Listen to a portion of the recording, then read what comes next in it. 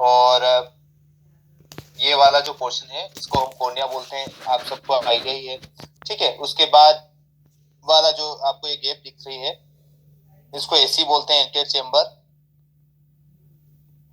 इसके पीछे जो है पीसी, पोस्टर चेम्बर। ठीक है, तो और ये आपका क्रिस्टलाइन लेंस है। ठीक है, तो इस आंख के अंदर जो फ्लेक्सिबिलिटी रहती है वो लेंस के अंदर रहती है ओनली। जो क्रिस्टलाइन लेंस है उसके अंदर ही फ्लेक्सिबिलिटी रहती है। यही पावर को कम या ज्यादा, जैसे आपको दूर देखना है तो पावर कम हो जाती है, पतला हो जाता है लेंस। ठीक है, मतलब एक नॉर्मल कंडीशन में आ जाता है। और पास में देखना है लेंस मोटा हो जाता है, थिकर हो जाता है। इसी को हम एक्मोडेशन बोलते हैं। ठीक है, ये फ्लेक्सिबिलिटी है। जैसे लेंस पतला हो जाता है, दूर का दिखने लग जाता है हमें, मतलब नॉर्मल कंडीशन में आ जाती है और 6x6 दिखने लग जाता है। और जैसे पास में हम देखते हैं तो लेंस थिक हो जाता है, मोटा हो जाता है, फिर हम N6 देख लेते हैं। ठीक है, तो ये जो फ्लेक्सिबिलिटी है इसी को हम एक्मोडेशन बोलते हैं। ये एज के अकॉर्डिंग कम होना स्टार्ट हो जाती है फ्लेक्सिबिलिटी, जिसमें एक्मोडेशन कम होने लग जाता है। बच्चों में ये एक्मोडेशन आप मान के चलें 10 से 12 डायप्टर तक बना सकता है। ठीक है, 10 से 12 डायप्टर तक का एक्मोडेशन करके पास का देख सकता है पेशेंट। ठीक है, और जैसे उम्र चलती है, जैसे 25 साल में थोड़ा एक्मोडेशन और कम हो गया है, इस तरह से आप देखेंगे 38 से 40 साल की एज में जो है एक्मोडेशन काफी थोड़ा और कम हो जाता है। तो कम होने का मतलब है कि हमें टोटल जो है एकोमोडेशन 3 नंबर चाहिए, हमें 3 डायप्टर का एकोमोडेशन चाहिए हर टाइम पास में देखने के लिए। ठीक है, और जब बर्थ के समय 10 से 12 हो जाता है, मतलब एक्स्ट्रा आपके पास एकोमोडेशन है। जैसे जैसे उम्र कम होती जाती है, एकोमोडेशन कम होने की वजह से क्या होता है कि पास में दिक्कत होना स्टार्ट हो जाती है। दूर की तो अच्छी क्लियर है, दूर में तो नॉर्मल लेंस हो जाता है, पर पास में जो है एकोमोडेट नहीं कर पाता है। ठीक है, इतना थिकर नहीं हो पाता है। तो आप देखेंगे कि 40 साल की जब एज हो जाती है और तब ये एकोमोडेशन जो है वो 2 डायप्टर का ही रह जाता है, अंदर जो है 2 डायप्टर का एकोमोडेशन रह गया है। ठीक है, और जैसा हमें पता है कि पास में देखने के लिए हमें 3 डायप्टर की रिक्वायरमेंट है, तो बाकी का जो 1 नंबर हमें रिक्वायर है वो हम चश्मे में दे देते हैं और पेशेंट N6 हो जाता है।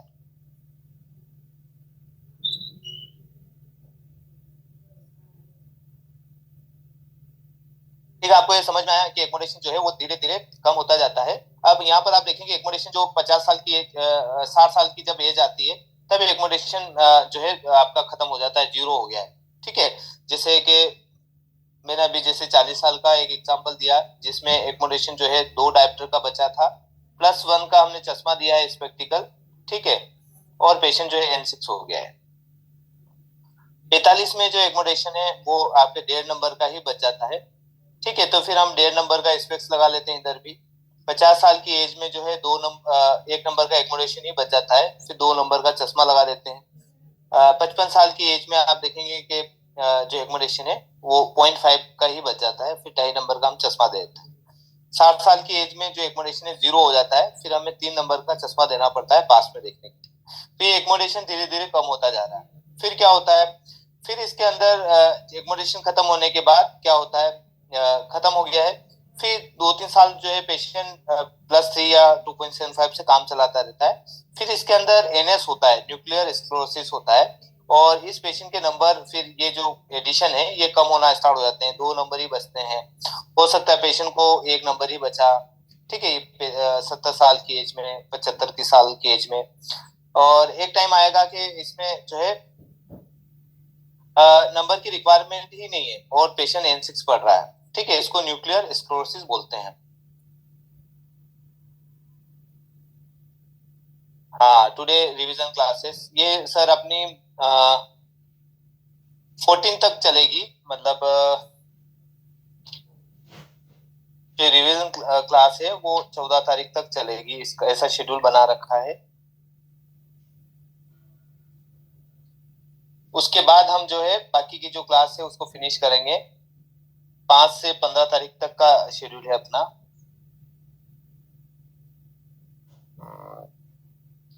शेड्यूल एक बार मैं देख लेता हूँ मैं बिल्कुल।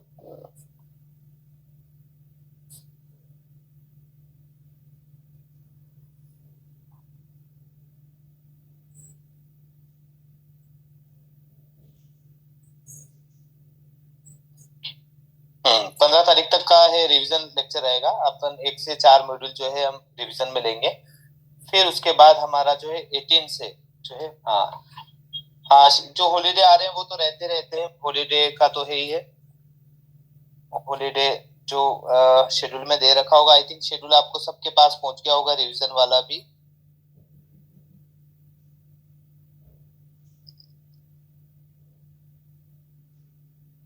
शिवरात्रि नो हॉलीडे, हाँ। नहीं, हॉलीडे नहीं है, ओके। ओके,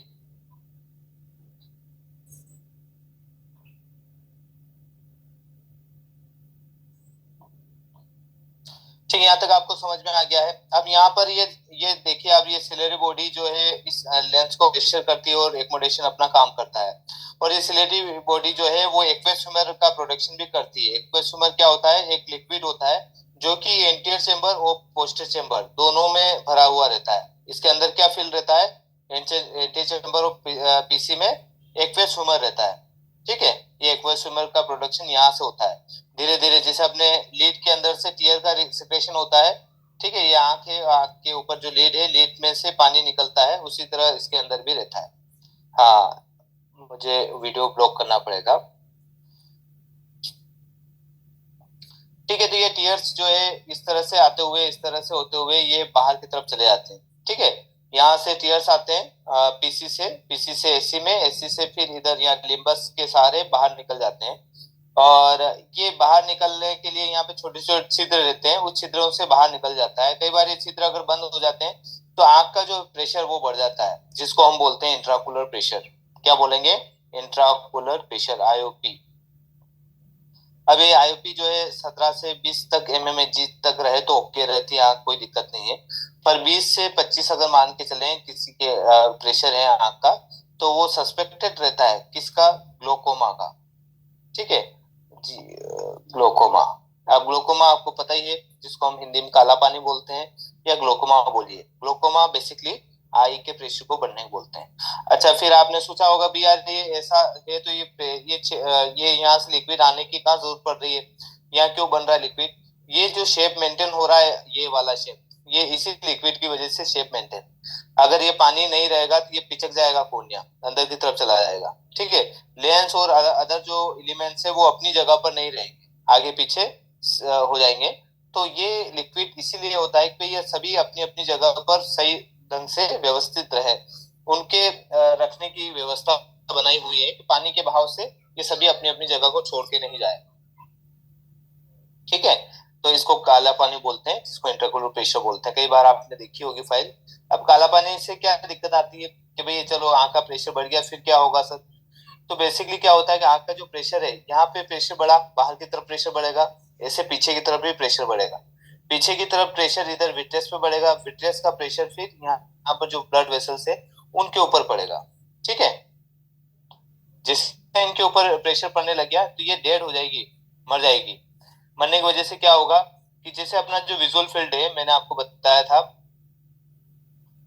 ये सेंटर में देखते हुए ये आपका 70% मिल रहा है, ये भी आपको 65-70% मिल रहा है, ये 50 तक मिल रहा है, ये भी 55-60 के ऊपर मिल रहा है। ठीक है, ये विजुअल फील्ड एंगल मैंने बताया कि इतनी डिग्री तक का विजुअल फील्ड हमें मिलता है। तो ये विजुअल फील्ड कम होता जाएगा, जैसे आंख का प्रेशर जो है इस वाले एरिया पे पड़ा तो ये यहाँ का विजुअल फील्ड खत्म हो जाएगा।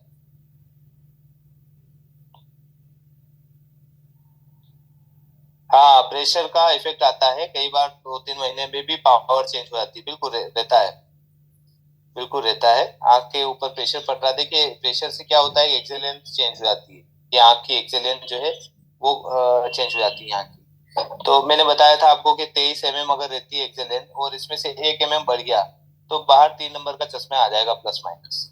ठीक है, 3 नंबर का इफेक्ट आ जाता है। तो अगर ये 0.5 भी अगर बढ़ेगी mm, 0.5 mm, तो 1.5 नंबर का आ जाएगा। फिर अगर 0.25 बनी तो 0.75 mm डायप्टर तक का नंबर आ जाएगा।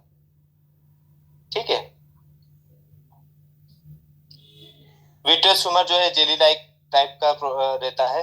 हाँ, जेली लाइक का ये रहता है अंदर, और ये भी शेप मेंटेन करता है बॉल का, आई बॉल जितनी भी है। और ये भी रिफ्लेक्शन के लिए काम करता है, जो भी रेज आती है वो अंदर की तरफ आराम से पहुंच जाए। ठीक है, यहाँ तक आपको सबको समझ में आ गया होगा। और देखिए यहाँ पर एक और चीज हम जो रिवीजन में भूल रहे थे, एक ये भी देखिए आप, यहाँ पर जो है पंक्टा रहते हैं, ठीक है, क्योंकि ये टीयर का जितने भी टीयर बनते हैं वो टीयर से जो ऑक्सीजन ले ले चुके हम कोनिया के लिए, उसके बाद जो टीयर्स बचा हुआ है टीयर से, ठीक है। देखिए बार बार टीयर्स क्यों इसमें जाते हैं, क्योंकि उसमें डस्ट पार्टिकल रहते हैं टीयर्स में। आप सब हम अगर माइक्रोस्कोप से देखें तो आपके आसपास बहुत सारी डस्ट है, ठीक है, डस्ट ही डस्ट उड़ रही है, वो हमेशा अपने चेहरे पे, स्किन पर और आपकी आंखों में सब जगह गिर रही है, उसको रोका नहीं जा सकता है। या तो कोई चश्मा लगा लीजिए, या फिर आप सांस भी ले रहे हैं तो भी कोई कोई डस्ट पार्टिकल अंदर जा रहे हैं आपके लंग्स में। तो ये देखिए कि ये जो टीयर है, ये टीयर जो है डस्ट को भी अंदर ले लेते हैं, और ये डस्ट जो है वापस यहाँ पर पहुंच जाती है, ठीक है, इनको क्लीन करने का भी काम करती है, टीयर्स का काम है क्लीन करना। तो यहाँ पंक्टा रहते हैं, और ये पंक्टा क्या करते हैं बेसिकली, इनमें टीयर्स चले जाते हैं, ठीक है, ये टीयर्स जो है इसके अंदर चले जाते हैं, और इस तरह से ये इसकी बनावट इस तरह से रहती है। अब क्या होता है बेसिकली, ये टीयर्स इसके और ऊपर वाले हिस्से में चले जाते हैं, और ऐसे जाते हुए आपके माउथ में चले जाते हैं, ठीक है, माउथ में चले जाएंगे। और कई बार आपने देखा होगा आई ड्रॉप हम डाल देते हैं इसमें आंख के ऊपर, तो मुंह कड़वा होने लग जाता है, ठीक है। तो वो इसलिए होता है कि ये जो टीयर्स जो है, टीयर्स के साथ ये इसके अंदर पंक्टा के थ्रू आपके मुंह में चले जाते हैं, इनको पंक्टा बोलते हैं, जैसे हमने बात की थी पहले, अपर पंक्टा हो गया है, और ये दूसरा जो है, सॉरी,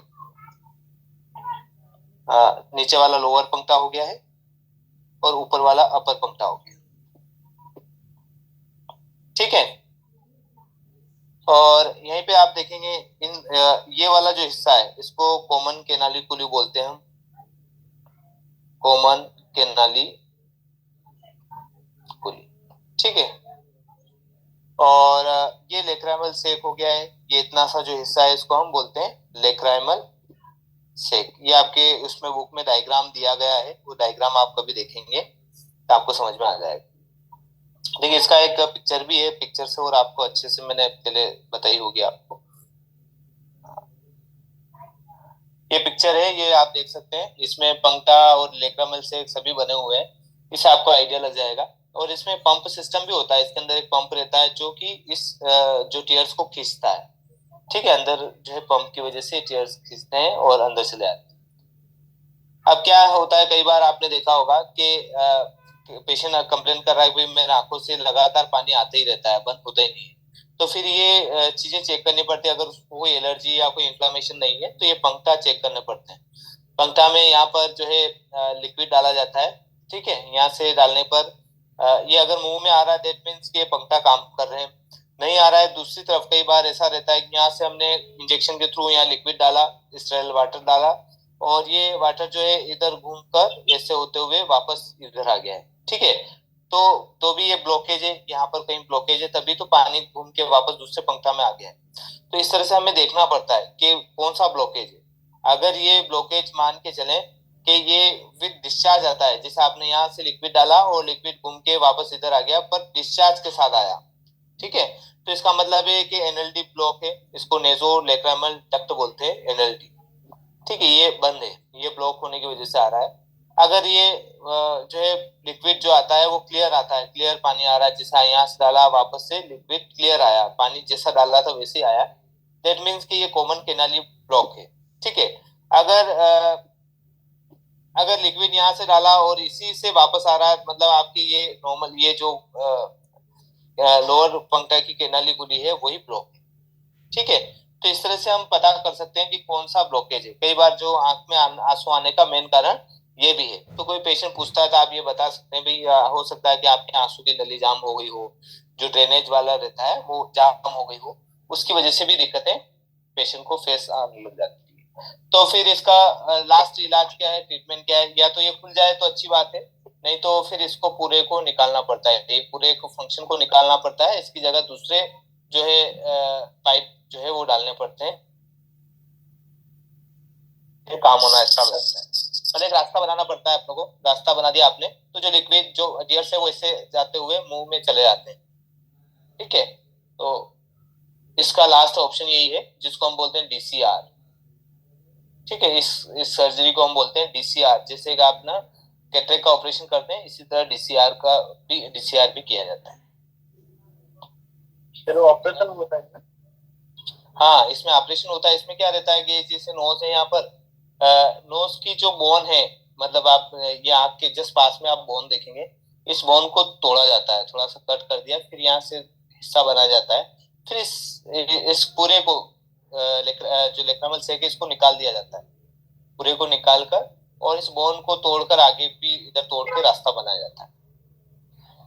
सर इसमें एक बात बताइए, क्योंकि काफी कस्टमर्स ये वाली कंप्लेन लेके आते हैं कि कंटिन्यूअसली आंखों से आंसू आ रहा है, इसमें क्या करना चाहिए? एज एन ऑपरेशन डॉक्टर के पास उन्हें रेफर करते हैं या कुछ चीज हम लोग भी सजेस्ट कर सकते हैं?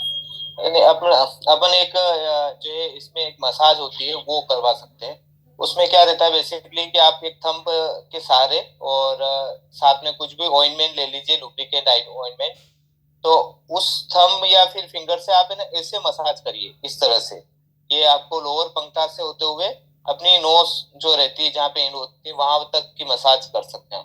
इससे क्या होता है कि इसके ऊपर प्रेशर पड़ता है, इस लेक्रेमल सेक के ऊपर, और ये केनाली पुली है इनके ऊपर, तो उससे क्या होता है कई बार जो ब्लॉकेज है वो ओपन हो जाता है। जैसे मसाज करने सबसे पहले तो हम यही बोलते हैं कि भी मसाज करिए, मसाज से भी दिक्कत प्रॉब्लम सॉल्व नहीं होती है, फिर उसके बाद सर्जरी पे जाते हैं, और सर्जरी कराने के बाद भी पेशेंट हैप्पी नहीं रहता है, क्योंकि इसके अंदर तो एक फंक्शन है जो कि बेसिकली इस टीयर को खींचने का काम करता है, वो फंक्शन खत्म हो जाता है, फिर भी टीयर कई बार बाहर ही आने लग जाते हैं, कभी कभार टीयर अंदर चले गए, कभी बाहर आ रहे हैं, ये रहता है। पूरा प्रॉब्लम का पूरा सोल्यूशन नहीं होता है। अगर नहीं निकालते, सपोज मान के चलें कि इससे कोई बेनिफिट तो हो नहीं रहा है, क्यों निकाले, पर इसमें अंदर इंटरनल इन्फेक्शन होना स्टार्ट हो जाता है, और साइनेटिस हो जाती है कई बार, और साइनस इन्फेक्शन स्टार्ट हो जाते हैं, तो इसलिए निकालना जरूरी है। तो हम एक सजेशन ये दे सकते हैं कि आप ऐसा करिए, फिंगर से या थंब से स्लोली, बिल्कुल स्मूथली आपको मसाज कर सकते हैं इस पंक्ता के आसपास, इस तरह से आप यहाँ से थंब स्टार्ट करिए, थंब स्टार्ट करते हुए इधर यहाँ तक लेके आ जाइए, फिर बंद कर, ऐसा दिन में एक दो तीन बार आप करते रहिए, जिससे आंसू आना काफी कम हो जाते हैं। आपने कौन सा वो बताया, ऑइंटमेंट कौन सा होगा सर? जैसे अपना सिप्लोक्स रहा है या जॉक्सन ऑइंटमेंट है ना, ऐसे लोग, हाँ, कोई भी ऑइंटमेंट, एंटीबायोटिक कोई भी ऑइंटमेंट जो कि अपने आंखों के लिए ज्यादा हार्मफुल नहीं रहते हैं, वो यूज कर सकते हैं। या फिर नॉर्मली अगर आप कोई कोकोनट ऑयल भी अगर यूज भी कर लेंगे, वहां पे ऐसे मसाज कर लेंगे तो भी कोई इशू नहीं।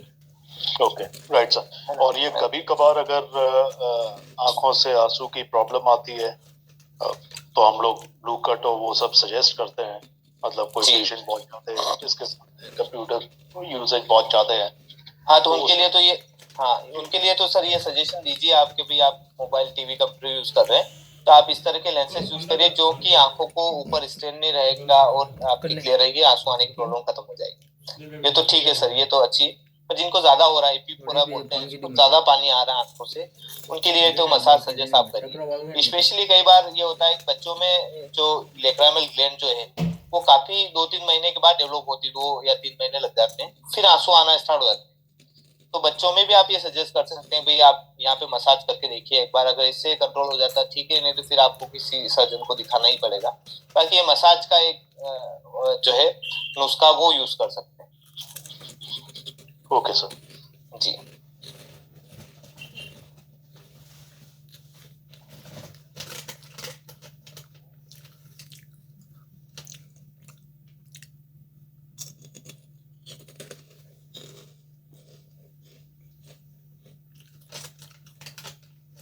हाँ, मसाज का कोई वीडियो मैं खुद वीडियो में कुछ भी नहीं करना है सर, मेरे तरफ देखिए, आप चेहरे की तरफ अगर आप देख पा रहे हैं, तो आपको क्या करना है, ये फिंगर यहाँ पर ऐसे यूज करना है, ये यहाँ पर, ये मेरे लोअर लीड है, आपको यहाँ से ऐसे करते हुए यहाँ पर, इस तरह से करते हुए यहाँ पर, इस तरह आपको यूज करना है, ठीक है। इस तरह से दिन में 2 या 3 बार आप यूज करेंगे तो हो सकता है कई बार 80-90% केस में जो है ये पंखा ओपन हो जाते हैं और क्लियर हो जाता है।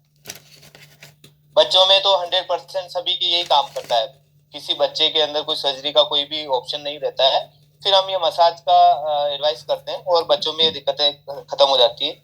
या साथ में कई बार या तो ऑयल यूज कर लीजिए, कोकोनट ऑयल, नहीं तो अदरवाइज आप एक जॉक्सन ऑइंटमेंट के नाम से एक ऑइंटमेंट आता है, ट्यूब आता है जॉक्सन, ठीक है, इस ऑइंटमेंट है ये। और ये फिंगर पे ले लीजिए ताकि आपके रैशेस नहीं हो, स्किन के ऊपर कोई ऐसा ज्यादा रगड़ नहीं लगे। और फिंगर पे लेके धीरे धीरे स्लोली स्मूथली आप मसाज करिए, जिससे ये आंसू आना कम हो जाएंगे। पंखा खुल जाएगा बेसिकली, जैसे आप प्रेशर करेंगे, यहाँ से ऐसे प्रेशर करेंगे तो इसके ऊपर प्रेशर पड़ेगा, इस नेक लेवल से एक और कॉमन के नाली ऊपर, तो ये क्लियर हो जाता है। हाँ, डीसीआर का एक और ऑप्शन ये है कि आजकल जो है स्कोपी भी होती है इसकी, नेजो जो है नेजोस्कोपी, तो उसके थ्रू भी सर्जरी करते हैं आजकल, उसमें भी कट करते हैं, ये अंदर नाक के थ्रू जाते हैं और फिर यहाँ से एक ये हिस्सा कट करके निकाल लेते हैं, ऐसा भी होता है कई बार।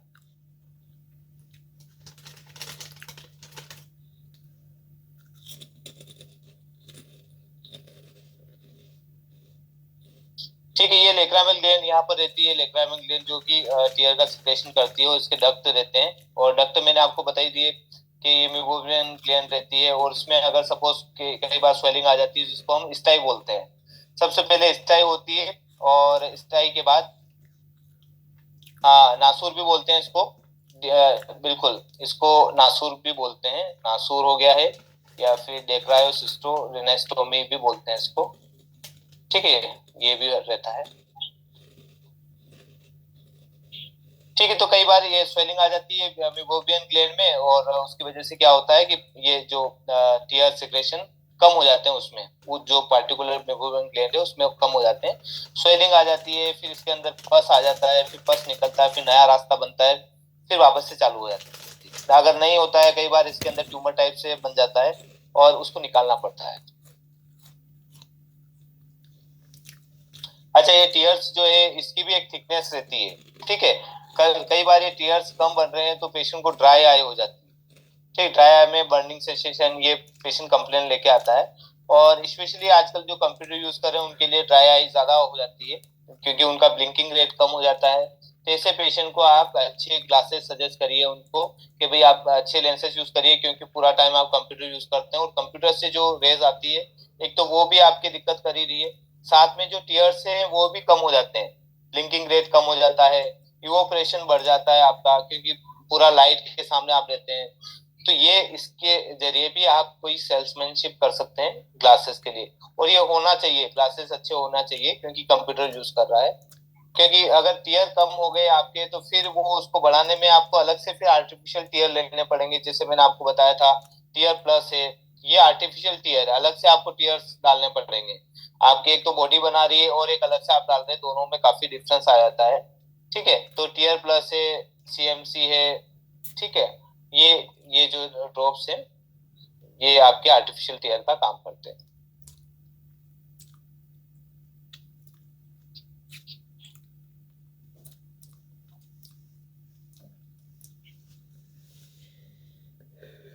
अच्छा, इसमें ये कैंथस होते हैं, इसको कैंथस बोलते हैं, ये वाला जो एंगल बन रहा है इसको कैंथस बोलते हैं। और ये प्लिका सेमिलरिस हो गया जो कि हाईली वेस्कुलराइज होता है। दो तरह की चीजें रहती है, एक तो वेस्कुलर, वेस्कुलर भी मैंने आपको बताया था, और ए वेस्कुलर। ठीक है, वेस्कुलर का मतलब होता है जहाँ ब्लड होता है वहां पे उसको वेस्कुलर बोलते हैं, जहाँ ब्लड नहीं है, नो ब्लड, वहां पे ए वेस्कुलर बोलते हैं।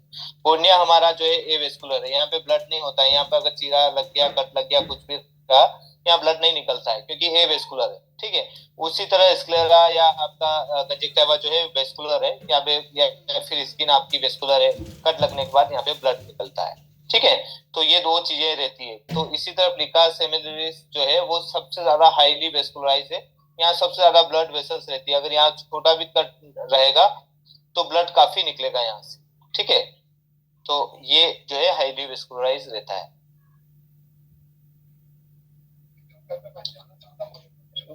यहाँ पे स्क्लेरा है, फोरॉइड है, retina, they are three layer जो है आईबॉल की रहती है। और ये आपको पता ही है, ये आईबॉल के शेप को मेंटेन करने का काम करती है। स्क्लेरा पर जो है मसल्स अटैच रहती है जिसको एक्स्ट्राओकुलर मसल्स बोलते हैं, और इसमें एक्स्ट्राओकुलर मसल्स रहते हैं, 6 एक्स्ट्राओकुलर मसल्स है। आई को ऊपर ले जाना, नीचे, डाउन, दाएं बाएं जो आप घुमाते रहते हैं वो इसी मसल्स की वजह से होती है।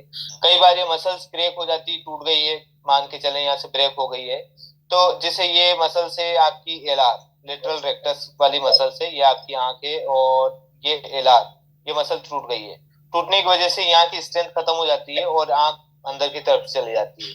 तो कई बार पेशेंट के जो स्क्विंट आता है वो कई बार नंबर की वजह से नहीं, मसल्स के ब्रेक होने की वजह से भी स्टार्ट हो जाते हैं। ठीक है, तो कई केसेस में जिससे एक्सीडेंट हो गया है या किसी वजह से तो ये मसल्स ब्रेक होने के चांसेस रहते हैं, फिर आंख अंदर की तरफ चली जाती है। इसका क्या कर सकते हैं कि भाई इसका ऑपरेट करवा लीजिए आप। ऑपरेट करने पर वो मसल्स अगर मिल गई, कई बार गुम हो जाती है मसल्स, मिलती नहीं है। ठीक है, अगर मिल गई तो अच्छी बात है।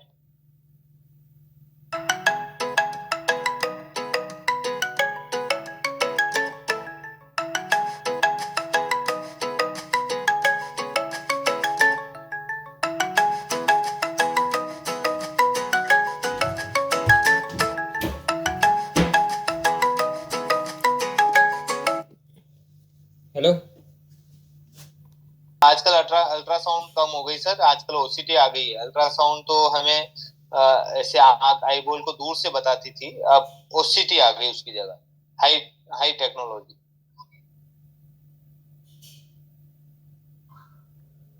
जी बिल्कुल।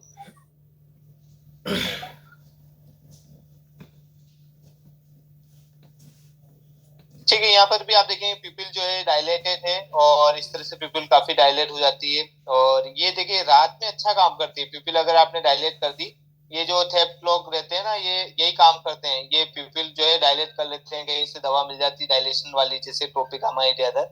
तो ये डायलेट कर लेते हैं और रात भर घूमते रहते हैं, जो जो कि इनको क्लियर दिखाती है। आप जितना नहीं देख पाएंगे उतना वो देख पाते हैं, क्योंकि उनकी पिपिल पूरी डायलेट रहती है। ये रात में घूमते रहते हैं, दिन में सोते रहते हैं। तो दिन में तो उनके बाहर जाने से धूप में परेशानी आती है, तो बाहर निकल ही नहीं पाते हैं। बाकी रात में जो है निकल जाते हैं। Hello sir. हेलो जी जो होता है। हेलो जी सर, बोलिए सर।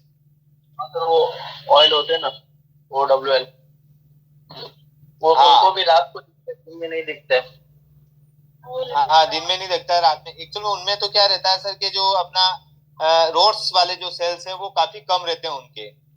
जो रेटिना के अंदर दो तरह के सेल्स रहते हैं, रोड्स एंड कोन्स। तो उनके अंदर जो रोड्स वो काफी कम रहते हैं, इसलिए वो दिन में देख नहीं पाते, रात में अच्छा देख पाते हैं। जी सर। जी जी। हेलो जी सर, बोलिए सर। सर, डायलेटेड पेशेंट को रात में अच्छा दिखता है? हाँ, रात में अच्छा दिखता है सर, डायलेटेड पिपिल को रात में अच्छा दिखता है। देखिए रात में क्या है कि लाइट तो नहीं रहती, आर्टिफिशियल लाइट हम जलाकर बैठते हैं, ट्यूबलाइट और ये सभी चीजें। तो वो ज्यादा से ज्यादा मात्रा में लाइट अंदर एंटर होती है, जिससे हमें और क्लियर दिखता है।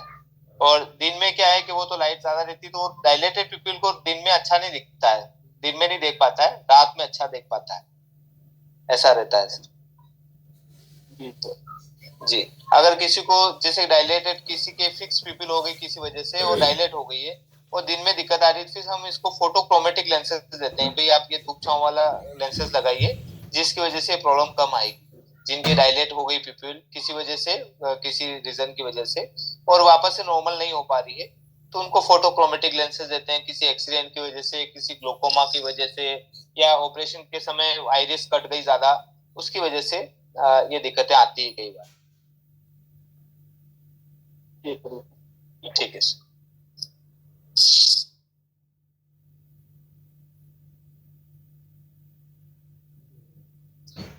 ठीक है, ये भी अपनों को समझ में आ गया कि ये कोर्निया की एक अप्रोक्स हम डायप्टिक पावर 40 मान रहे हैं, बाकी इसकी 43 रहेगी बुक्स के अंदर आप देखेंगे। और 20 डायप्टर लेंस की जो कि 17 रहेगी, 17 डायप्टर। और ये सिलेरी मसल्स, ये तीनों मिलकर जो है इमेज को फोकस कराने का काम करते हैं। ठीक है, जैसे कोर्निया तक रेस गई, मान के चले यहाँ तक कोई रेस गई, उसके बाद कोर्निया ने 40 डायप्टर है तो इसको अंदर की तरफ कन्वर्ट कर दिया है।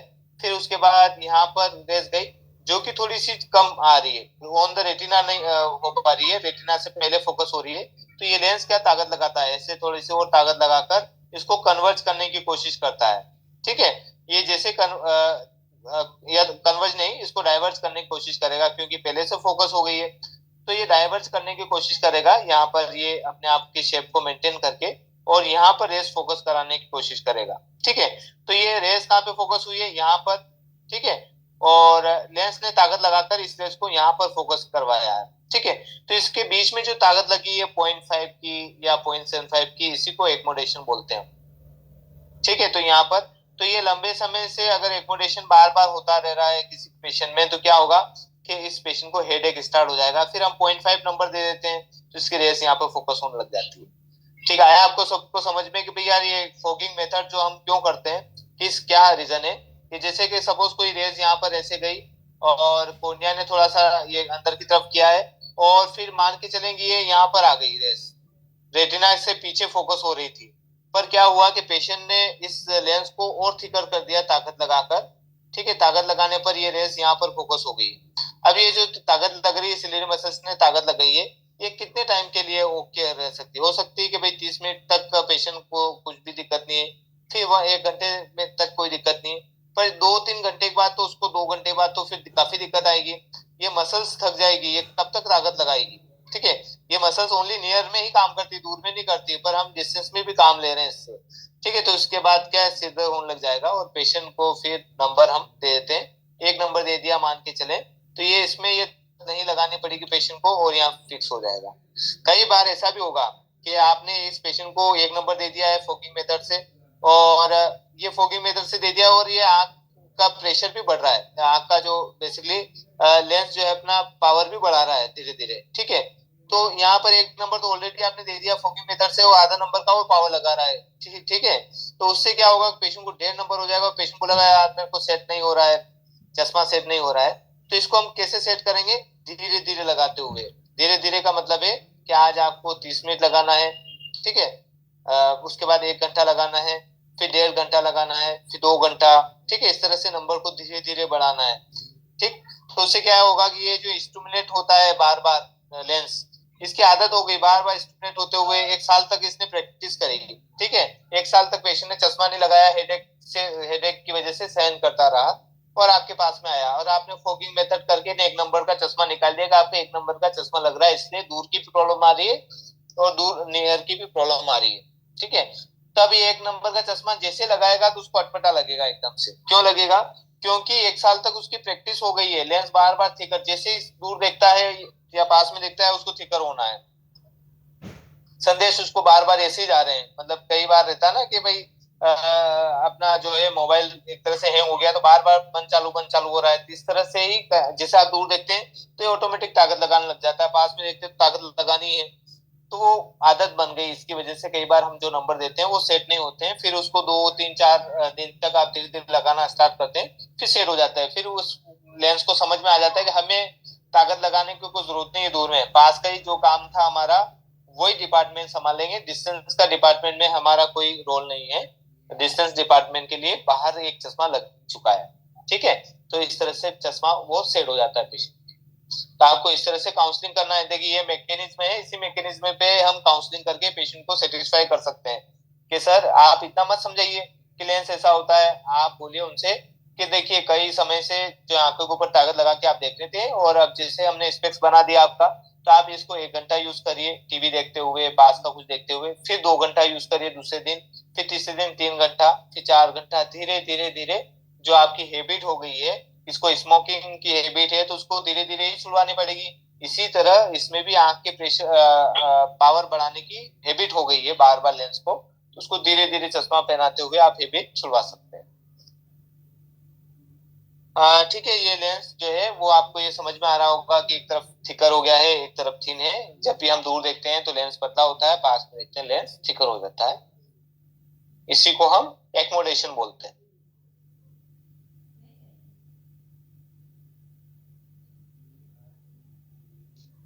मैंने आपको बताया था 2 टाइप के जो है लाइट सेंसिटिव सेल्स रहते हैं, जिनको रोड्स एंड कोन्स रहते हैं, और रोड्स और कोन्स जो है अलग अलग रिस्पॉन्सिबिलिटी रहती है। जैसे कोन्स जो है कलर को रिकॉग्नाइज करता है, रोड्स जो है ब्राइटनेस रात को दिखाने का काम करता है कई बार, और दिन में ब्राइटनेस और बढ़ा देता है।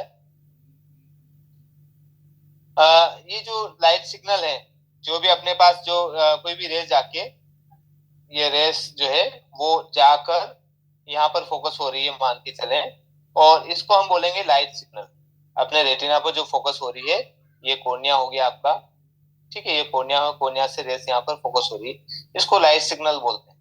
लाइट सिग्नल को कन्वर्ट करते हैं इलेक्ट्रिकल सिग्नल में, और ये इलेक्ट्रिकल सिग्नल जो है ट्रांसमिट होकर ब्रेन तक पहुंचता है, ठीक है, और ब्रेन ऑप्टिक नर्व के सहारे ब्रेन तक पहुंचाया जाता है, और वहां पर जो है आपको एक इमेज दिखाई देती है, वास्तविक जो इमेज आपको दिखाई देती है। और ये इमेज कौन सी रहती है, आपके पर्दे पर इन्वर्टेड बनती है, उल्टी इमेज बनती है। आपने कोई भी पर्सन को सीधा देखा इस तरह से, पर रेटिना पर आपको उल्टा दिखाई देता है, ठीक है, और फिर आपके ब्रेन में जाकर ये सीधी इमेज बनती है, ठीक है। तो ये प्रोसेस होती है, क्योंकि अपने कितना हाई डायोप्टर अपने पास है, 60 डायोप्टर है, तो 60 डायोप्टर हमेशा उल्टी इमेज बनाता है, ठीक है, और ये इमेज को सीधा आप ब्रेन पे जाके देखेंगे।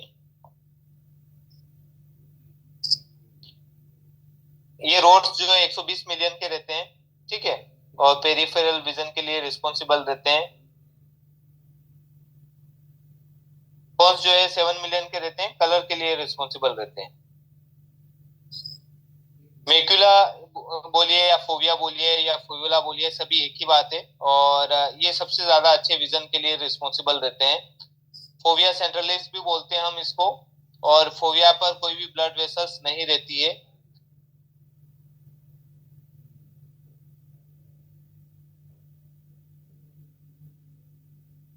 शार्प विजन के लिए रिस्पॉन्सिबल रहते हैं, जैसे कि आपने ड्राइविंग कर रहे हैं या रीडिंग राइटिंग कर रहे हैं, तब ये जो फोविया सबसे ज्यादा शार्प विजन के लिए रिस्पॉन्सिबल रहता है।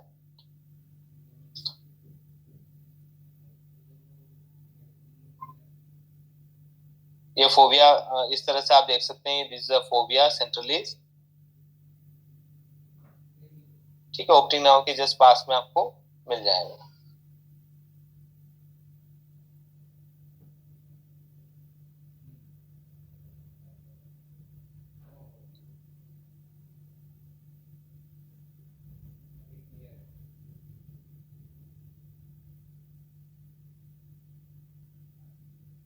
देखिए, अपनी आंख में कुछ एंगल रहते हैं, उस एंगल का अलग अलग नाम है।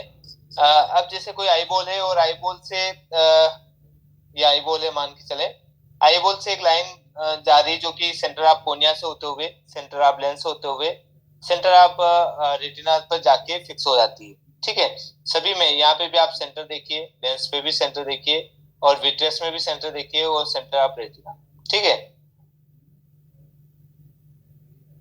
ठीक है, सभी सीसी, सीएल, सीवी, सीआर, तो इसको हम बोलते हैं ऑप्टिक एक्सिस।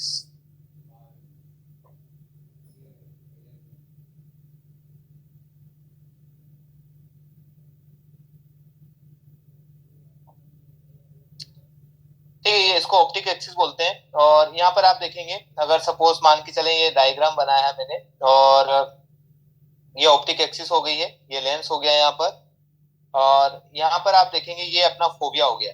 फोविया से कोई लाइन अगर ड्रॉ करके हम यहाँ पर पास करेंगे, हाँ, इसको ऑप्टिक एक्सिस या प्रिंसिपल एक्सिस दोनों बोलते हैं सर, दोनों बोलते हैं, या तो प्रिंसिपल एक्सिस बोलिए या ऑप्टिकल एक्सिस बोलिए, दोनों बोथ आर द सेम।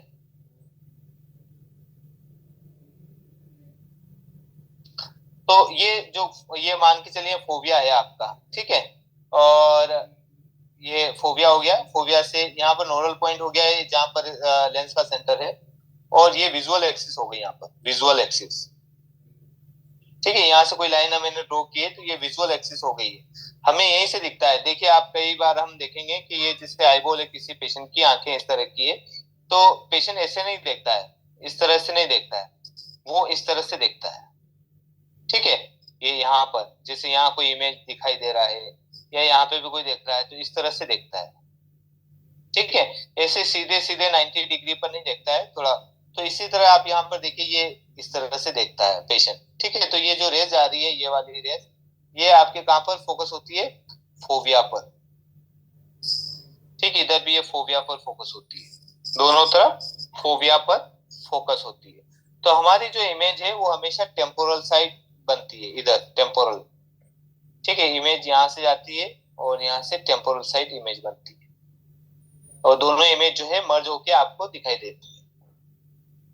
अब यहाँ पर देखिए कि इस ग्लोब का एक सेंटर है, ये सेंटर है, इसको सेंटर ऑफ रोटेशन बोलते हैं, ठीक है, जिसके ऊपर भी एक लाइन करेंगे तो ये सेंटर ऑफ रोटेशन हो गया है। ठीक है। फिर एक और लाइन हम यहाँ से ड्रॉ करेंगे यहाँ पर, तो इसको पिपलरी एक्सिस बोलते हैं, क्योंकि पिपिल के ऊपर जस्ट लगा है कोर्निया का जो सेंटर है वहीं पर, तो इसको पिपलरी एक्सिस भी बोलते हैं। ठीक है, इसको पिपलरी एक्सिस भी बोलते हैं। ठीक है, ये आपको समझ में आ गया कि ये देखिए आप कहीं पे भी देखते हैं तो सेंटर ऑफ रोटेशन क्या करता है, आंख को सीधी वहीं पर रखता है, जहां पे भी आपने फोकस किया वहां पर एक ही जगह रोकने का काम सेंटर ऑफ रोटेशन करता है। अगर इस सेंटर ऑफ रोटेशन में डिस्टर्बेंस आ जाए तो आंख हिलने लग जाती है, जिसको निस्टेगमस बोलते हैं, जो आंख हिलती रहती है बार बार, उसको क्या बोलेंगे हम, निस्टेगमस बोलते हैं। ठीक है, और ये विजुअल एक्सिस के सहारे हम 6x6 देखते हैं, ये भी आपको ये हो रहा है। अब कई बार ये विजुअल एक्सिस अगर कम हो गई, कमजोर का मतलब है इसमें कोई नंबर आ गया है, तो सेंटर ऑफ रोटेशन जो है फोकस करने में दिक्कत आने लग जाती, तो भी आंखें हिलने लग जाती है, चिकचाक करने लग जाती है, जिसको हम बोलते हैं निस्टेगमस। इस निस्टेगमस में विजन लेने का क्या तरीका है, आपको एक एक आंख जो है पार्शियली ब्लॉक करना है, पूरी ब्लॉक नहीं करना है। पार्शियल ब्लॉक का मतलब है उस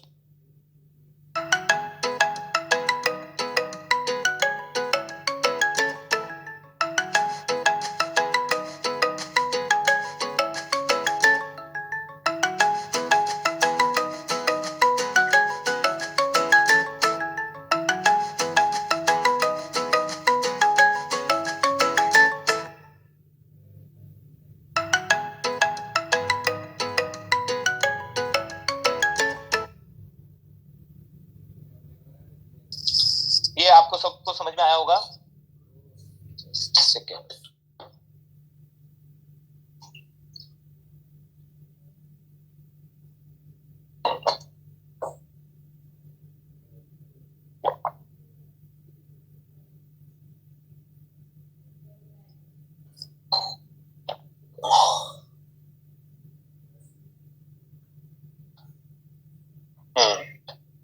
हाँ चंदन जी बोल रहे भी, एक बार और रिपीट कर दीजिए। देखिए मेरा बोलने का मतलब ये है कि जब सेंटर ऑफ रोटेशन गड़बड़ हो जाए या फिक्सेशन एक्सिस या विजुअल एक्सिस गड़बड़ हो जाए, तो उसमें क्या होता है कि पेशेंट को निस्टेगमस हो जाता है। निस्टेगमस क्या होता है कि आंखें जो है किसी पेशेंट की ये हिलती रहती है, वाइब्रेट करती रहती है। ठीक है, कभी इधर कभी उधर ऐसे चलती रहती है पूरे दिन भर। ठीक है, और ये ऐसा क्यों होती है, क्योंकि ये फिक्सेशन चाहिए इसको, सेंटर ऑफ रोटेशन गड़बड़ हो गया है उसकी वजह से। अब ऐसे पेशेंट ऐसे भी आएंगे आपके पास में जिनका एआर भी आप कर लेंगे, उनका नंबर भी आ गया, उनको चश्मा भी बनाएंगे। चश्मा बनाने में क्या होगा कि जब आप विजन लेंगे इनका, तो विजन में आपको क्या करना है कि इधर +5 नंबर से इनका विजन कर दीजिए आप ब्लॉक।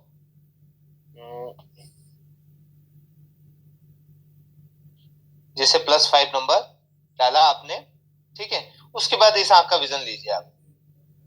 ऐसा नहीं यहाँ पे आपने ऑक्लूडर डाल दिया, जैसे आप ऑक्लूडर डाल देंगे ये आंख और ज्यादा वाइब्रेट करेगी, एकदम से ज्यादा हिलेगी, जिससे आपका विजन प्रॉपर नहीं आएगा। ठीक है, तो आपको पार्शियली ब्लॉक करना है। +5 नंबर डाल दिया इधर, फिर आपका विजन ले लीजिए, फिर इधर भी +5 नंबर डाल दीजिए, फिर इसका विजन ले लीजिए। इस तरह से पार्शियली ब्लॉक करके आप विजन लेना है आपको।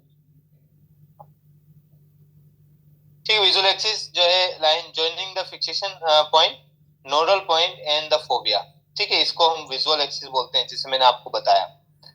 दूसरा है फिक्सेशन एक्सिस। फिक्सेशन एक्सिस जो है सेंटर ऑफ रोटेशन से जुड़ जाती है। ठीक है, विजुअल एक्सिस से जाएगी, जैसे ये सर्कल है, सर्कल का एक सेंटर है, सेंटर से आपका जो विजुअल एक्सिस है वहीं से लाइन जा रही है, इसको फिक्सेशन एक्सिस बोलते हैं। सर उसमें ऑक्लूड नहीं बनेंगे? हाँ, ऑक्लूडर यूज नहीं करना है, वो पार्शली ऑक्लूड करना है। जैसे आप ऑक्लूडर डाल देंगे तो आंखें और ज्यादा हिलने लग जाएगी, क्योंकि वो फिक्सेशन लेना चाहता है, कहीं फोकस करना चाहता है, पर आपने जैसे एक आंख डाउन कर दी है तो उसकी बाइनोकुलरिटी खत्म हो जाएगी। बाइनोकुलरिटी खत्म होने की वजह से वाइब्रेशन और बढ़ जाएंगे, जिससे उस पेशेंट का हो सकता है 6/9 विजन हो, वो 6/18 पे ही आ जाएगा आपका। ठीक है, यहाँ पर आप देखिए ये ए और आर जो है बेसिकली आपकी ऑप्टिक एक्सिस हो गई है। ओ और एन और एफ जो है बेसिकली आप विजुअल एक्सिस देखेंगे, सेंटर ऑफ रोटेशन पे फिक्सेशन एक्सिस हो गई है। इनमें जो एंगल बनते हैं, अगर इसका एंगल मान के चले, इसका एंगल रहेगा वो रहेगा एंगल अल्फा, ओ सी ए, एंगल गामा। ये एंगल गामा हो गया है, जिसे एंगल गामा। और अगर ओ एन ए जाएगा तो एंगल अल्फा हो गया है, और ये एंगल कापा हो गया है, ओ पी ए। ये एंगल कापा आप देख सकते हैं, जैसे किसी पेशेंट की आंख पर कोई टॉर्च लाइट डालेंगे आप, और टॉर्च लाइट पर एक रिफ्लेक्शन आपको दिखाई देगा। ये पिपिल है, पिपिल पे एक रिफ्लेक्शन दिखाई दे रहा है, वो एंगल कापा है। ठीक है, तो ये एंगल कापा से होते हुए रोशनी जो है, रेज जो है, आपके रेटिना पर फोकस होती है। ठीक है, तो हमेशा हम कोशिश ये करना चाहिए आईपीडी में भी कि एंगल कापा से आईपीडी लीजिए। एक तो फर्स्ट ये थिंग है। अगर नहीं मिल रहा है तो फिर आप पिपिल का सेंटर ले लीजिए। ठीक है, तो कई बार हम ये भी कोशिश करते हैं कि भाई जो पिपिल का सेंटर है वहां से आईपीडी लें। ठीक है, या फिर थोड़ा सा और बेटर लेना चाहते हैं तो एंगल कापा ले लीजिए। एंगल कापा इस तरह से आपको मिलेगा, ये एंगल कापा, जो कि टॉर्च लाइट डालने पर रिफ्लेक्शन आएगा। और यहाँ पर आप लेंगे, वो हो सकता है कि आपका आईपीडी इंटरपिपुलर डिस्टेंस के हिसाब से लिया, पर एंगल कापा जो है ज्यादा बेस्ट रहता है। उसके बाद आपका पिपुल का सेंटर होना चाहिए। फिर उसके बाद जो अदर आप लगाते हैं, पिपुलर मार्जिन है, या फिर लिम्बस से लिम्बस, कैंथस से कैंथस, उसके बाद जो है, पर बाकी जो क्वालिटी जो है आईपीडी की आपको एंगल कापा से मिलती है। एंगल कापा वो पॉइंट है जहां से विजन के लिए विजुअल एक्सिस जाती है। जो आप 6x6 देखते हैं, n/6 देखते हैं, वो वहीं से एंगल कापा से होते हुए ही जाएगी।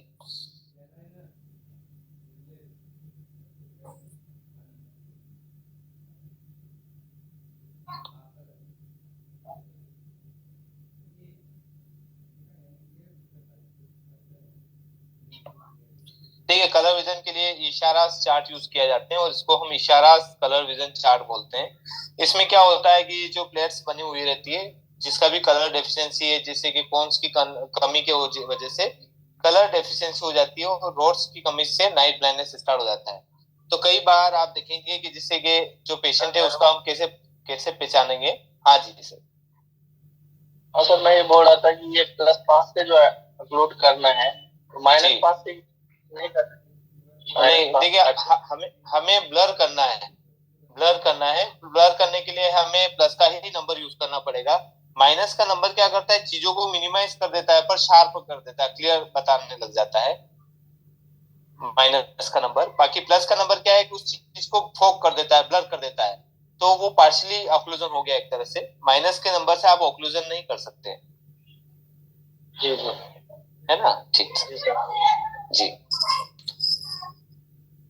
तो जिससे ये इशारा कलर विजन की कुछ प्लेयर्स हैं, ये प्लेयर्स दिखाकर आप कलर डेफिशिएंसी का भी पता कर सकते हैं। ये मोबाइल के अंदर भी आपको मिल जाएगी प्लेयर्स, और इस मोबाइल के अंदर भी आप देखेंगे तो पेशेंट का जो है कलर विजन चार्ट यूज कर सकते हैं, आप उसको चेक कर सकते हैं। जैसे 12 नंबर तो सभी को दिखती है, ये सबको जो कलर विजन का डेफिशिएंसी वाला है उसको भी दिखेगी, और नॉर्मल पर्सन को भी दिखेगी, सभी को ये प्लेयर्स दिख जाती है।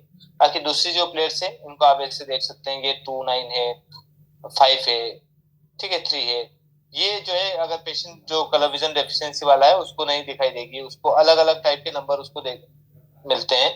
जैसे कि 8 नंबर देख रहा है पेशेंट, उसको 3 दिखता है, रेड एंड ग्रीन डेफिशिएंसी वालों को 3 दिखता है।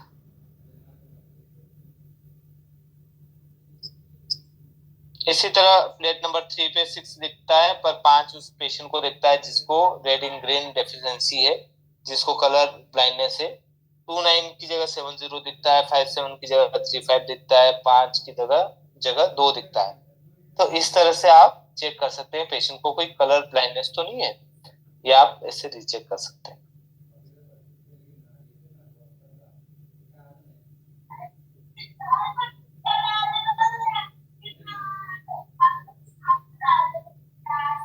थोड़ी सी आईपीडी पढ़ लेते हैं, वैसे आपको सबको पता है, इसका एक वीडियो के थ्रू हम देख लेंगे एक बार और।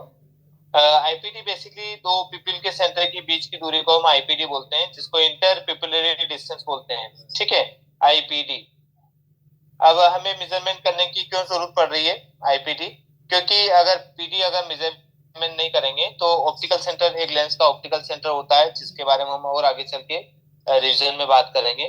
वो ऑप्टिकल सेंटर का प्लेसमेंट अलग हो जाएगा। ठीक है। अलग होने की वजह से इसमें क्या होगा, इफेक्ट प्रिज्मेटिक इफेक्ट स्टार्ट हो जाएगा, जिससे पेशेंट थोड़ी आंखें टर्न करके देखने की कोशिश करेगा, डिप्लोपिया होने लग जाएगा। कई बार पेशेंट का नंबर है और इतना नंबर भी नहीं है कि उसको डिप्लोपिया हो, फिर भी पेशेंट डिप्लोपिया की कंप्लेन लेके आता है, तो वो कंप्लेन आपकी स्टार्ट हो जाएगी। इसके लिए हमें क्या करना पड़ेगा, आईपीडी चेक करनी पड़ेगी और ऑप्टिकल सेंटर को अपनी जगह पर लगाना है।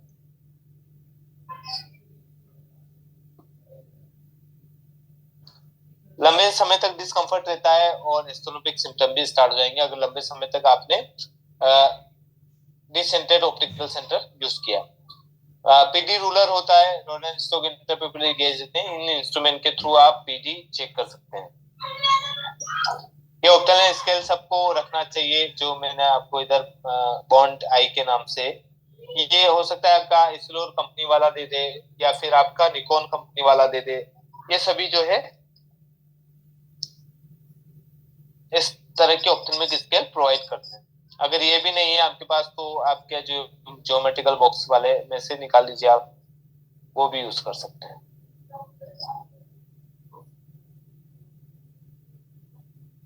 रोलर यही होता है ना सर? हाँ, ऑप्टिशियन रूलर भी यही रहता है सर। एक और इससे भी बड़ा भी रहता है, जिसमें हमें पिपिल की साइज भी मेजरमेंट कर सकते हैं कि पिपिल कितना बड़ा है कितना छोटा है, वो भी हम मेजरमेंट कर सकते हैं। बाकी सिंपल वे में आप इस तरह की स्केल यूज कर सकते हैं, ये सबसे बेस्ट है। देखिए, अगर आईपीडी आपको लेना है तो सबसे पहले तो आप देखिए कि भाई या तो कॉर्नियल रिफ्लेक्शन ले लीजिए, मेरी तरफ से तो कॉर्नियल रिफ्लेक्शन लीजिए, जिसको एंगल कापा बोलते हैं हम, ठीक है। रिफ्लेक्शन ले लीजिए, और सेकेंड है तो फिर पिपिलरी सेंटर ले लीजिए। फिर थर्ड क्या हो गया, फिर आपको आइरिस लेना है। अगर इसकी इनर आइरिस दी है तो इसकी आउटर आइरिस ले लेंगे आप। ये इनर लिया या आउटर ले लिया है, ठीक है। इस तरह से आप आउटर और इनर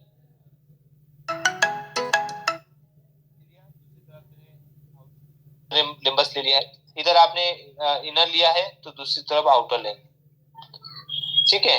ये इनर पिपिलरी मार्जिन है तो दूसरी तरफ आउटर पिपिलरी मार्जिन, ये आपको लेना है।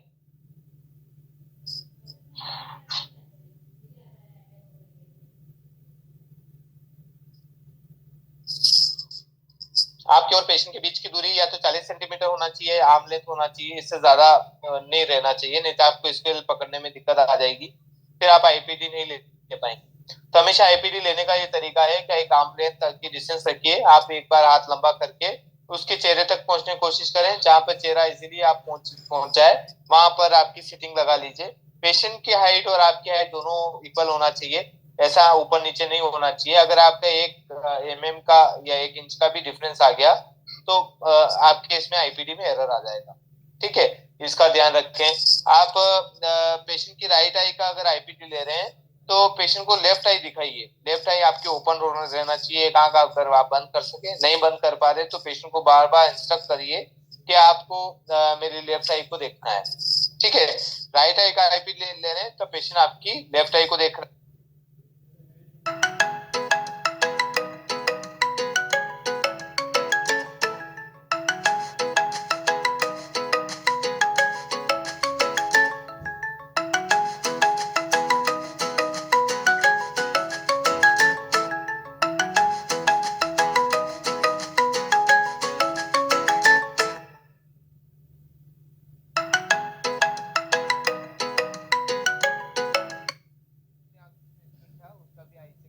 करना है आपको या आईपीडी लेना है तो आपको क्या करना है कि जो पहले ले चुके उस आंख को बंद कर दीजिए और दूसरी वाली आंख को ओपन रखिए, ठीक है। तो उसका भी हम आईपीडी इस तरह से मोनोकुलर आईपीडी बोलते हैं इसको, this is a monocular IPD, ये भी आप ले सकते हैं। देखिए, जब भी आप आईपीडी लेंगे तो आपको इसको वेरीफाई करना पड़ेगा बाइनोकुलर आईपीडी लेकर। बाइनोकुलर की आईपीडी और आपकी मोनोकुलर आईपीडी दोनों लगभग सेम होना चाहिए, दोनों को जोड़ने पर मोनोकुलर दोनों को जोड़ने पर और बाइनोकुलर आईपीडी दोनों लगभग सेम होना चाहिए।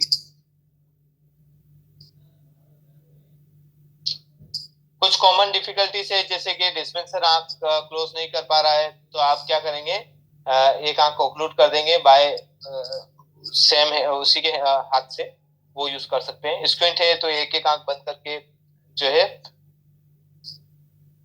उसके हिसाब से लेना है। बच्चा अनकोऑपरेटिव है, बच्चा जो चाइल्ड है वो कोऑपरेट नहीं कर रहा है, तो आप कैंथस भी ले सकते हैं। राइट है का इनर कैंथस और लेफ्ट का आउटर कैंथस, जस्ट अपोजिट वाला आपको कैंथस लेना है, जिससे भी आपको आईपीडी मिल जाएगी। देखिए आईपीडी से आपका जो एजुकेशन झलकता है, आईपीडी आप लेंगे तो पेशेंट भी समझेगा हाँ यहाँ पर कुछ चेकअप करने के बाद ही नंबर दिए जाते हैं जो कि क्लियरिटी को बढ़ावा देंगे, और पेशेंट एक बार जुड़ गया तो फिर हमेशा आता रहेगा।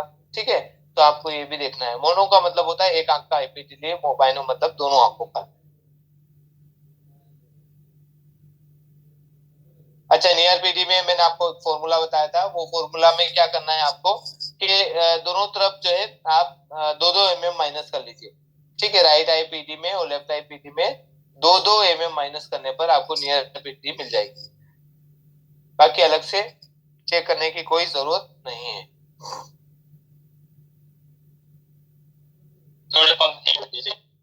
जी बोलिए सर। किसी का कोई क्वेश्चन है अभी क्लास के रिलेटेड? सर अपना जो डायबिटिक पेशेंट होता है उसके आंखों में फ्लोटर्स बनते हैं सर, वो फ्लोटर्स कैसे ठीक करते हैं?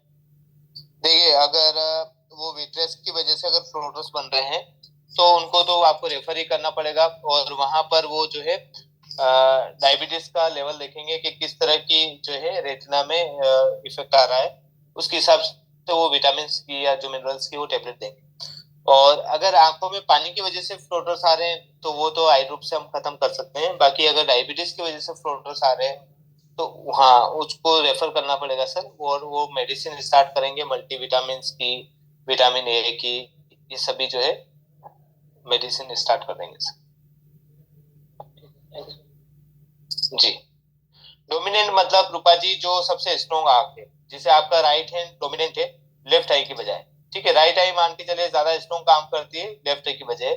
तो ये ऐसा होता है कई बार कि अगर मान के चले आप एक आपके सामने, जैसे कि आपने देखा होगा कि जो पिक्चर बनाते हैं, जो मूवी शूट करते हैं, उनके पास अगर कैमरा नहीं रहता है तो वो क्या करते हैं, कैमरा हाथ से बना लेते हैं। हाथ का मतलब एक स्ट्रक्चर बना लेते हैं।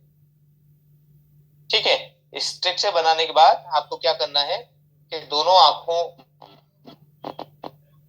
जैसे मेरा वीडियो अगर आपको दिख रहा होगा तो इस तरह का स्ट्रक्चर बना लेते हैं। ठीक है, इस तरह का आपको आंखों के सामने स्ट्रक्चर बना लीजिए इस तरह का, और फिर क्या करिए कि एक एक आंख बंद करके देखिए, जिसका सेंटर मिल रहा है, जिसका सेंटर मिल रहा है इसका, ये स्क्वायर का जिसका सेंटर मिल रहा है, ऐसे रखिए सामने आपके, थोड़ा सा आर्म लेंथ के आसपास की दूरी रखिए। फिर आप क्या करेंगे, बिल्कुल सामने रखेंगे, एक आंख बंद करेंगे, फिर दूसरी आंख बंद करेंगे, जिसका प्रॉपर एक सेंटर मिल रहा है वो आपकी डोमिनेंट आंख है। ठीक है, जो अच्छा स्ट्रॉन्ग काम कर रही है, जैसे राइट आई का विजन 6/6 है, लेफ्ट का 6/12 है, तो राइट आई जो है डोमिनेंट आंख हो गई है। जिनका विजन अच्छा है ना। ठीक में इससे क्या मालूम पड़ता है? कुछ नहीं है, डोमिनेंट का मतलब है कि आपकी स्ट्रॉन्ग आंख कौन सी है, कौन से अच्छा पावरफुल काम कर रही है, इससे पता चल जाता है। शेख सर कुछ नहीं है इसमें, बेसिकली क्या है कि राइट आई जैसे 6/6 है, लेफ्ट में 6/12 है, तो इनमें कौन सी डोमिनेंट आंख है हम कैसे पता चलेगा कि कौन सी मास्टर आई है। ठीक है, मास्टर आई की हम बात कर रहे हैं, वो जैसे अपना हैंड है, दो हाथ है आपके पास में, राइट और लेफ्ट है, तो इसमें से लेफ्ट हैंडी पर्सन है कि राइट हैंडी है, हम कैसे पता करेंगे? तो उसको पता करने के लिए हम इस तरह का कोई टेस्ट कर लेंगे रेंडमली, तो उससे पता चल जाता है। हाँ, पिन होल से हम क्या चेक करते हैं, देखिए पिन होल से क्या होता है बेसिकली, जैसे कि पेशेंट का विजन 6/12 है, अब हम क्या करेंगे, यहाँ पे पिन होल यूज करेंगे, पिन होल डालेंगे यहाँ पर इस तरह का पिन होल उस ट्रायल फ्रेम के सामने। अब कितना विजन इंप्रूव हो रहा है वो इम्प्रूवमेंट देखेंगे।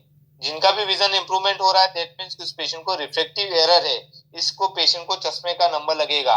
ठीक है, तो ये इससे हमें ये आइडिया लग जाएगा, और एक आपको टारगेट भी मिल जाएगा कि इस पेशेंट को रिफ्रेक्टिव एरर है, तो इतना तक विजन आ सकता है। हाई पावर में देखिए, बेसिकली हाई पावर किसको बोलेंगे, जिनको मोर देन 3-4 नंबर से ज्यादा है। अब जैसे मान के चले 10 नंबर भी है तो पेशेंट का कई बार 6/9 पे आ जाता है, रेटिना डैमेज, देख माइनस नंबर में रेटिना डैमेज होने के ज्यादा चांस होते हैं। तो कई बार आप देखेंगे 5 नंबर है या तो उसमें भी कई बार 6/12 से ज्यादा विजन नहीं बढ़ रहा है। हमें क्या करना है, पिनोल यूज करना है। पिनोल से ही हमें पता चलेगा कि पेशेंट का विजन है या नहीं है। हाई नंबर है तो भी विजन है या नहीं है वो आप चेक कर सकते हैं। उसके बाद आप देखेंगे किसी का चश्मा आपने बना दिया है, कि पेरिफेरल जो एब्रेशन आएंगे, ये वाले जो एब्रेशन आएंगे वो अलग बात है। एब्रेशन की वजह से विजन थोड़ा कम हो जाएगा, ये अलग बात है। बाकी आपके ट्रायल लेंस के साथ तो विजन पूरा मिलेगा ही मिलेगा।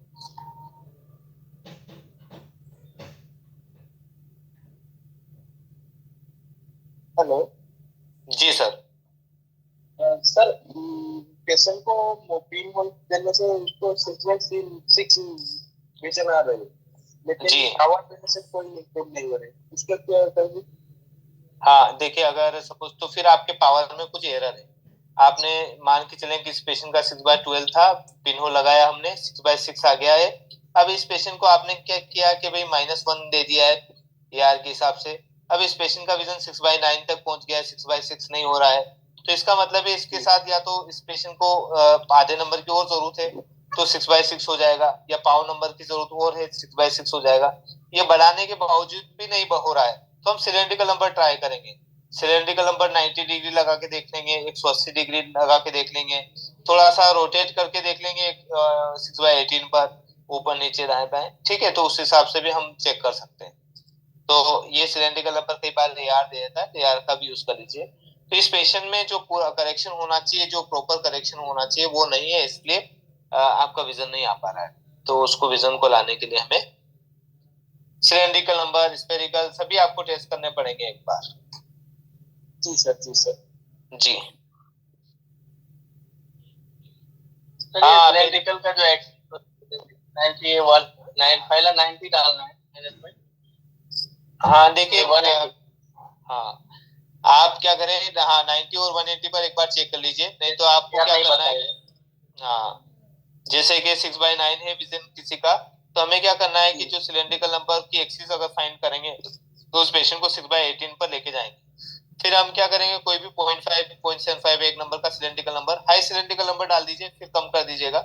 हायर सिलेंड्रिकल नंबर चले गए, पेशेंट को 0.5 आना था, हमने यहाँ पर 0.75 डाल दिया मान के चले, और इसको 90 डिग्री डाला है। और फिर उसके बाद रोटेट किया धीरे धीरे 10 डिग्री पर, जहाँ पे पेशेंट बोल रहा है कि यहाँ पे अच्छा दिख रहा है, वहां रोक दिया है। फिर वापस से थोड़ा सा आप घुमाकर वापस से इधर से आ जाइए। जैसे मान के चले इस पेशेंट का ऐसे रोटेट किया, पेशेंट 20 डिग्री पे बोल रहा है हाँ अच्छा दिख रहा है, ठीक है। आपने क्या किया, फिर आपको 40-50 डिग्री पर पहुंच गए एकदम से सडनली, फिर इधर से धीरे धीरे लेके आ गए, पेशेंट वापस बोल रहा है हाँ यहाँ पे अच्छा दिख रहा है। तो इस पेशेंट की एक्सिस 20 डिग्री हो गई है, 20 डिग्री। अब इस 20 डिग्री पर इस पेशेंट को कहाँ लेके जाएंगे हम, अपने विजन पर, 6/6 वाले विजन पर। यहाँ पार्शली दिख रहा है, फिर हम क्या करेंगे, इस 0.75 को एक भी करके देखेंगे, इसको 0.5 भी करके देखेंगे, ये आपको चेक करना है, ठीक है। तो कम ज्यादा करिए आप इस तरह से, और इस पेशेंट को 6/6 पे लेके आ जाइए। फिर स्पेरिकल को भी ऊपर नीचे करके देख लीजिए, जिससे आपको एक आइडिया लग जाएगा कि इस पेशेंट का इतना नंबर हो सकता है।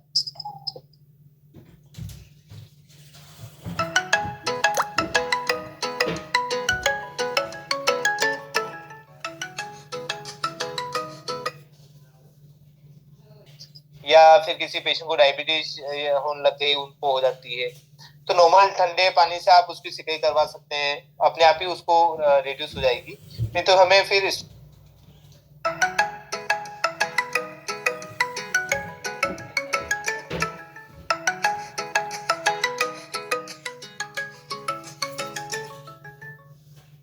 रख लीजिए आप, ये राम गेट के नाम से एक फॉर्मूला है। इसमें क्या है कि रेड अगर अच्छा दिख रहा है तो 8-, ग्रीन अच्छा दिख रहा है तो 8+, ठीक है। तो रेड जैसे अच्छा दिखा तो आपको माइनस का नंबर डाल देना है, और ग्रीन अच्छा दिख रहा है तो प्लस का नंबर डाल देना है। ये यूज कर सकते हैं आप। माइनस का नंबर डालना है, प्लस का नंबर, अगर जैसे कि उसको पहले से माइनस आधा मैं डाले हुआ हूँ ट्रायल फ्रेम में, माइनस आधा स्पेरिकल, और उसको ग्रीन अच्छा दिख रहा है तो क्या करना है, माइनस पाव कम करना है या फिर उसको प्लस डालना है?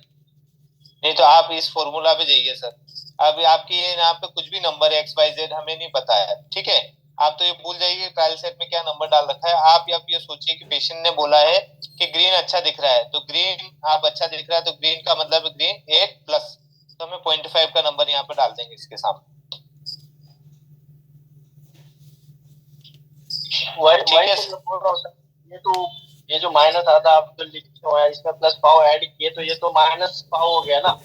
हाँ तो माइनस पाव हो जाएगा, या फिर आप नंबर चेंज कर दीजिए। तो ये डायरेक्ट डायरेक्ट तो माइनस पाव डाल सकते हैं ना। हाँ डायरेक्ट भी डाल सकते हैं, पर अगर ये डालने के बाद मान के चले पेशेंट को आप वापस दिखाएंगे, इससे अच्छा तो फिर वापस भी उठा सकते हैं, डायरेक्ट भी डाल सकते हैं, कोई इशू नहीं है।